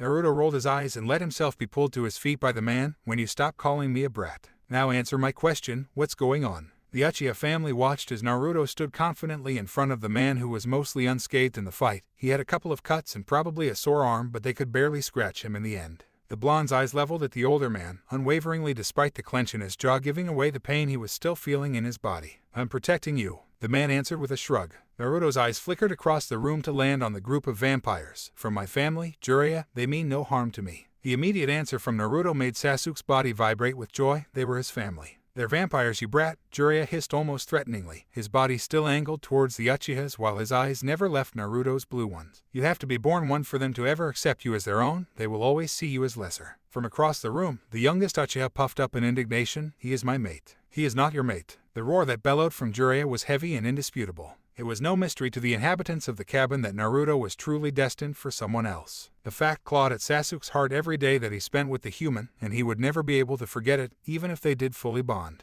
A sigh cut through the thick silence in the room. All eyes turned to watch Naruto warily. "We know, Jiraiya." The blonde's casual shrug turned into a wince as he remembered the pain his body was in. Once again, Sasuke moved to be closer to his other half in an instant, but instead of being battered away, he came face to face with the older human. The vampire's face was stoic, but his hands were clenched and ready to attack at any moment. "They have already hurt you, Naruto." Jiraiya's eyes never left the vampire's face as he spoke. "They forced you to use your powers despite the blood runes that I placed on you. I immediately sensed it when your heart almost stopped. You would have died, brat. I wouldn't want to leave you with them even if I could to." Jiraiya watched the pained expression grow on the youngest Uchiha's face as if reliving harrowing memories. The other members of the family shrunk back in shame, another undeniable fact presented to them by the stranger. They had almost killed Naruto. The tension in Sasuke's body fell away in an instant when warm fingers wrapped themselves around his wrist. Giving into the tug, he easily slid past the older human whose jaw remained clenched and leant into the pull of his mate. Slowly, he wrapped his arms around the shorter man and placed his cheek upon the blonde head of hair. As if relieved of all of his discomfort, the youngest vampire sighed happily and breathed in the scent that he could never get enough of. Sasuke didn't care at that moment who was there or who could see them. He shivered in delight when Naruto's fingers clenched desperately at the back of his shirt.